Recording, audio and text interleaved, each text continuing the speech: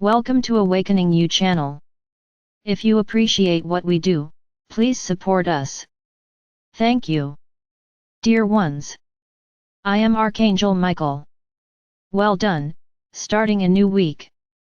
Before the week starts, I'm going to give you one more task. As I already said, these tasks are not mandatory, anyone who wants to do it can do it. And for how many days and for how long? There is also nothing defined, they are just examples for you to make into habits. And little by little, each of these aspects that I put into the tasks, be done by you unconsciously, and you can become, little by little, better, more evolved people. So let's go, what will be today's task? It's a very simple task, very simple. You have already learned to rebalance your body with I am light. So today you are going to learn some important phrases, whether they are said all the time together or separately, it doesn't matter. What matters is that you say them. So here are 5 sentences, but you can create as many sentences as you want, as long as they have the same meaning, being affirmative sentences and starting with I am. So the 5 sentences I exemplify are, I am an evolved being. I am a healthy being. I am an extremely loving being. I am a victorious being. I am an enlightened being. So you can say these phrases all together, several times a day, once a day, separately, it doesn't matter. It is important that you repeat them whenever you remember, write it down, put it on the wall, every time you look at it, repeat it. But it's like I always say, my brothers, it's not repeating like a recorder, it's repeating with heart, it's repeating with confidence, with certainty in what you're saying. Believing in what you are saying, because if you don't believe it, nothing will help. Because she won't have the strength to bring back everything you deserve.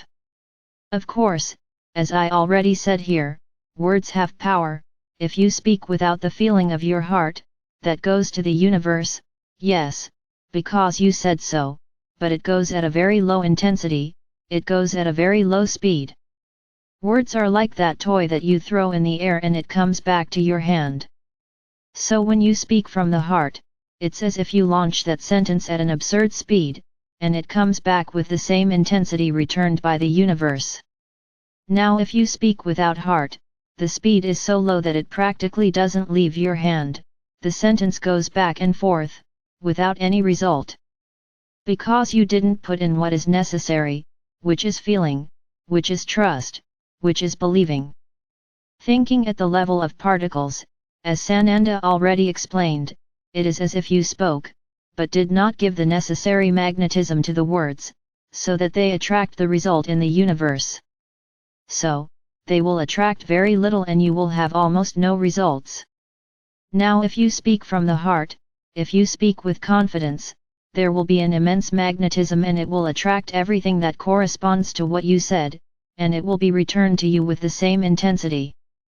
So wake up, but speak from the heart. Well, task done, week started. As I said last week, this week I will talk a little about the complementary texts of the letters of Christ. There is nothing very new to comment here. Yes, there are some even more recent things that were said by Sananda, but some aspects are worth revisiting, commenting on again, and that's what I'll do. We will have 4 days this week, so I will divide the texts into 4 and we will comment each day. An important point, spoken by Sananda in the first text, is how your actions affect the planet. I don't think I need to say much. Here we have to differentiate between actions actually done, and actions just thought or said. I have been telling you here that you are reaping everything you have sown over all these millennia, in relation to the planet. Everything that is happening is the result of what you did. Then many may think, but why this now? We've always had floods, we've always had heavy rain, but not like it is now. Of course, or you forgot that the process is all accelerated.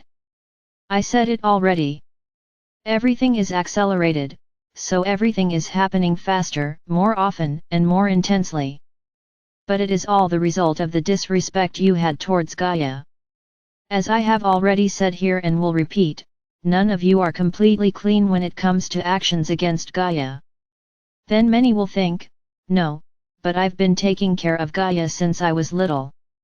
Very well, where are your other incarnations? Yes, I recognize that you did not have the necessary awareness to know how to treat the planet as it should be treated. This was part of your evolution. And then we will talk again about everything that has already been said here, influences, decisions. There is no point in going back over everything again. So in the aspects where you have actually physically provoked in your world, you are reaping. Furthermore, what is most important, which is what Sananda talks about, is exactly what you think through the ego. Everything you attract through your own egos. Then many will think, I can't understand how I can attract a tidal wave, for example. Let's give this example, it's very good. How do you attract the tidal wave? The entire population that lives in that place emanates feelings of disrespect, feelings of provocation against the marine environment. They fish excessively, without respect for the species, without respect for the cycles of nature, they use the sea as garbage.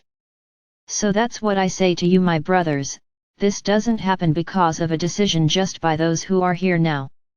Remember, the egregore has been carried for a long time. This does not mean that everything you cause is what you created. No. This has been created over the millennia, by many incarnations of you and other people. This adds up, until one day the universe returns all this negative feeling that you released into the sea, in relation to that environment, in this case the sea. So, don't try to think in your third mind, what did you do to cause this? It wasn't just you, it was all these millennia that were already left behind, that were carrying all of this, and you received the return. A tidal wave is a force too strong to be carried by a single existence. This has been carried over millennia. In the same way as earthquakes, everything that happens is a result of your actions. Of course, your scientists have to explain that the earth is moving, that Gaia is fixing itself. It's nothing like that. Gaia is just returning the energy that you planted in herself. No, do not see Gaia as vengeful, because it is not a question of revenge. Because everything happens so that you learn, you provoke, and have the result. It is not Gaia who sends the result is what you caused. This doesn't seem very easy to understand, but one day you will understand, and begin to understand what is happening on the planet. Everything was caused by you, or rather, everything has been caused by you, for millennia and millennia, and now you are receiving the majority of the result. Because as the energies are accelerated, everything will happen quickly. This is a point. You have to be careful with everything you wish for, with everything you throw out into the universe. The second text, we can talk about an important part that I have also said here. You, as human beings, each of you has a soul. And due to the distortion of all the values that were placed in your minds, sex seemed to be the easiest to manipulate in your minds. So today you suffer from perversions, with totally violent attitudes, precisely because of the superiority of some over others, through sex. Why? Because, literally speaking, there is an invasion of one body into another. Their auras are almost like they dissolve into each other. So while you do this, you have a sexual relationship with a lot of love, both souls are elevated, because the feeling of love that comes from one, passes to the other, and that of the other passes to the one. Then their souls light up, when there is affection, when there is respect, when there is that desire to really be there because you love that other being. It is a moment of extreme joy for their souls, they shine with so much happiness. Then we will distort all of this. Like I said, there is an invasion. So let's make the woman a being totally without will, a totally harmless being, who can be used at the man's pleasure. This was done to reduce the strength that the female being has. Understand, I'm not talking about the soul, I'm talking about being, the female physical body. I'm not here to say that one is more powerful than the other, both are necessary for balance. I've already talked about it here, man has strength, the woman has softness. So no one is better than anyone else, not the man is better than the woman, and not the woman is better than the man. And you've got it all wrong, and you're constantly at war, because one has to overcome the other. Many men still think they can have their subservience, their annulment, from the woman. Then they rape her, because for them it is a moment of superiority, being able to invade the woman's body in a violent way. And what does this bring? Unfortunately, she receives all that load of hatred, of anger, from that being, who is supposedly so harmless to whom she is doing it, and who wants to demonstrate her superiority. And in the same way, when you have sexual intercourse without any involvement, do you not know a tenth, or a thousandth, of what that being is, what it carries in its soul, what it carries in its feelings, what it carries within its being? And then you have a completely uninvolved sexual relationship, one will exchange the energy of the other. If you're lucky, the other being an evolved being, a good being, with a good nature, will even get something good.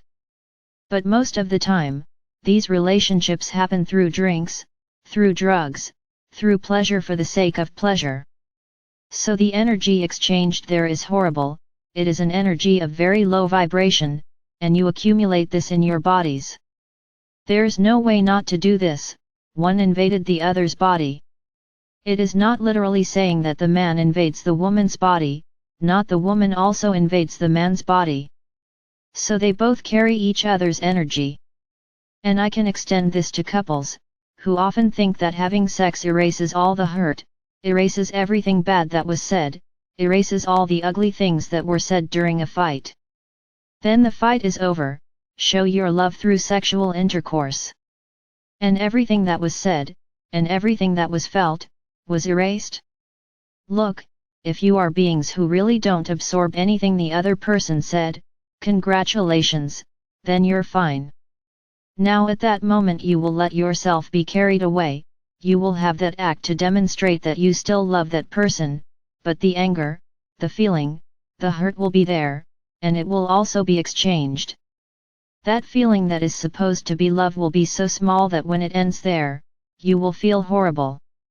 Because it wasn't love that you exchanged hurt, you exchanged resentment, everything that was said that you haven't even absorbed yet, nor thought about. It's as if you tried to erase everything that was said, but that doesn't happen. What was said, it is in there, and you will remember it later. So this is where relationships between couples start to cool down, because that moment is no longer a moment full of love. It became a moment of exchange, a moment of just happening to say that you love, but that deep down it is nothing like that, so this will be undermined every day. So my brothers, what is the moral of this story? If you can have sexual intercourse, only when you effectively love the other, that would be the great asset in your life. This would be the great prize that your souls would effectively have, because everything that is different from this, you are only losing. Another point, which is very interesting, which is worth highlighting here, is when Sananda comments on condoms. Some religions condemn it, they think that contraception is frowned upon in the eyes of our Father or Mother God. So spreading diseases, having children at the wrong time, with people you don't even know who it was, often. Is this what our Father or Mother God wants? My brothers, what do you want? To have children to make them suffer? To have a miserable life? Because many even have the means to create, clap. But that child will often not even know who the father was, due to an oversight. Think about the child's future. Will she be happy not knowing who her father was? Many women nowadays shout from the rooftops, "I'm going to have my baby alone." Very good. Very good, who are you thinking about? In being the greatest, in being the phenomenal? Okay, you had your baby alone. And what will this child think in the future, when asked, "Mom, why don't I have a father, who is my father?" And what will you answer? That you didn't think it necessary for her to have a father, that you knew, because she has a father, but she won't know who she is. This will be good for her. Have you ever stopped to think about it? Or do you only think about yourself, about being the wonderful one, the perfect one, the one who can manage on her own? That's what I said, you are distorting everything in this war with men. Children have nothing to do with it. Every child needs a father and a mother. I'm not saying I need to live under the same roof, but the child has to know who the father is. Ah, the father is a bum, the father is this, the father is that. It doesn't matter, it's the father. So my brothers, be careful what you decide, be careful what you do. Children are not to blame for their mistakes. And that's what you do, you make children full of repression, full of trauma. Because by your decision, merely yours, she didn't ask for it. Did she ask? Did she ask to be born without a father? Did she ask to be born without ever knowing who the father was? And then I go back to talking about contraceptives. How irresponsible is it for you to think this is wrong? Apart from the diseases that you can catch, that spread in your environment, diseases that you created yourself. So, stop and think, my brothers, those who go forward, preach in churches, in services, in synagogues, in temples, it is a human, it is not a divine representative that is there, it is a human. He puts there what he understood, from the religious book, which was written by other men, from the divine word. So who said he is 100% right, where is that written? Do any of them have any document signed by our Father or Mother God that he would be a representative of his word? So, let's stop being that animal that lowers its head for everything. You have a conscience, you have a head, you have a brain, think, don't act based on other people's heads, think with your own conscience. You let yourself be led by the opinions of others. And then I ask, the one who goes ahead and says that contraceptives are wrong, if you get pregnant tomorrow, will it help you? Will he help you raise this child? Of course not. So stop and think with your own consciences.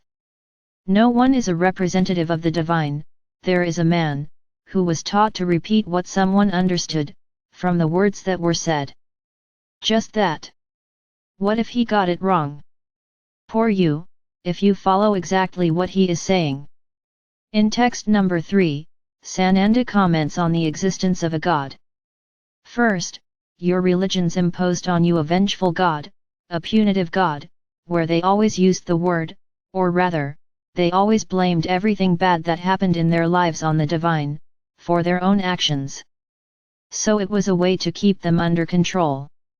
Everything that exists, there is no machine connected to you, you are not connected to an outlet, so that you can live. Where does this force that keeps your body working come from? What keeps the animals functioning, all of nature functioning? Where does this all come from? From a divine force, which is within each one of you. When this spark goes out, you lose this physical body, your soul detaches from this clothing. So what keeps you alive is the divine spark. It's as if she were a big machine giving them energy to live. So how can we not believe that there is energy within each thing proportionally, to keep the entire universe alive? Everything comes from him, from the divine consciousness.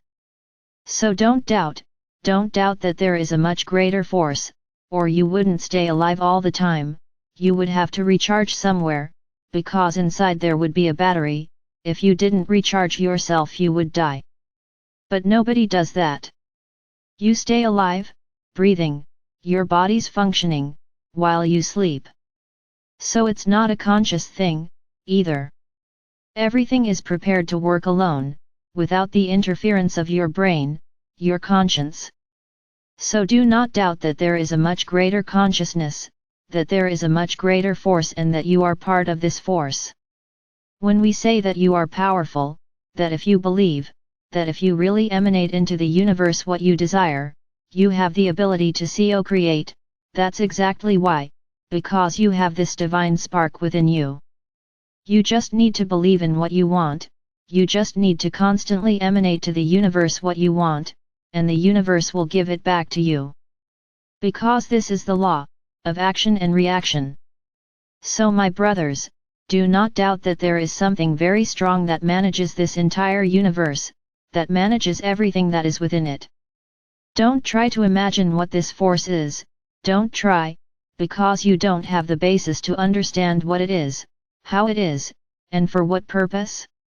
All I need to do is tell you that you believe, that you have this divine force with all the power inside, you just need to want it. Our Father or Mother God gives power, in proportion to the size of the role of each of you, of each of us. If I have the power I have, it was He who proportionally gave me an immense spark, so that I can do everything I do. You are incarnated beings, so the spark is smaller, the power of each being in this universe is proportional to their divine spark. So yours is small, very small, compared to mine for example. But you all have this spark, regardless of the path you choose to follow, because it is what gives life, what gives you the energy to move forward. In the fourth text, Sananda comments on what you supposedly think you need to go through, that old concept of suffering. Because it was once said that Sananda, Christ, suffered on the cross to save you. So you have to suffer too, you have to have a painful life so that you can evolve. For those who don't suffer, that one is no good, he doesn't try hard for anything, everything is easy in his hands. Oh, that one over there can't be anything good, he must be a horrible person. Why? Why does he have the ability to attract everything he needs? Why does he have the ability to have a comfortable life? Why does he believe that he doesn't need to suffer to evolve? He is right, you are wrong. So when you have a problem, what do? You sink into it. I have a problem. And then you cry, you kick, you spend all your time focusing on the problem. Instead of thinking, asking the universe for a solution. Well, I have this universe problem. And then show me a solution, I want a solution. I will find the solution to this problem. Look at the difference. You didn't martyr yourself, you didn't wallow in the problem. It's just like you're standing on the edge of a mud hole, and then you have a problem, and what do? You sink into the mud to suffer, to have difficulty getting out of the problem, and then you keep trying there, you try, you cry, you scream, and you sink deeper and deeper into the mud. Because you are experiencing that problem, so you must be suffering a lot. Many times, you sink and stay there, they never get out of the problem, because he has sunk so deep that he can no longer get out, he has internalized the problem. And many don't, many are sitting on the edge with the problem in hand, and what do? They get up. Well, the problem is here, now I want a solution. And I will find that solution. And I know she will be good to me. Now you left that puddle of mud, you made another decision. Another practice that you have very common is anticipating problems. In the same way, oh, my marriage is bad. I think I'm going to break up. And then he gets into the mud puddle, and then he suffers, he starts crying. He cries every day in front of the other person, to see if it moves him. Self-love is there, deep in the mud. And you there, sinking deeper and deeper, suffering, martyring yourself, so that the other person will feel sorry. Because that's what he will have of you, pity. To see you all covered in mud, he will feel sorry, or she will feel sorry, for an anticipation. That's the worst. There was nothing, no one said anything, no one discussed or reached a conclusion. You found this and began to suffer. So, do you know what will happen? That other person will get tired of having such a dirty being by their side. And then really, he will separate from you, or she will separate from you. Because you didn't have self-love, you weren't able to sit down and talk. That was all the other wanted. Just talk. But you've already made a decision, it's going to end. It's really, you're done, you've declared the end of your relationship. So, stop suffering in advance. If you have a problem, give the solution to the universe, don't suffer in advance. Understand, often, what you think, that it is a bad thing, it is a new path, that the universe is showing, much better than that one. So believe, hand it over to the universe and ask for whatever is best for you to happen. Don't suffer in anticipation. If you think that something is going to happen there, say it to the universe, show me the path, which I should follow and what is best for me to happen. Ready? Self-love, sky high. Trust in the universe, in the heights. And you will definitely have your solution.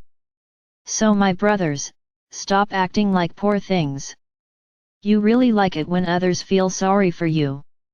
What a horrible feeling. What a horrible feeling, for you to do so, for others to feel sorry for you. You are strong, you are powerful, you have self-love. Don't feel sorry for yourself.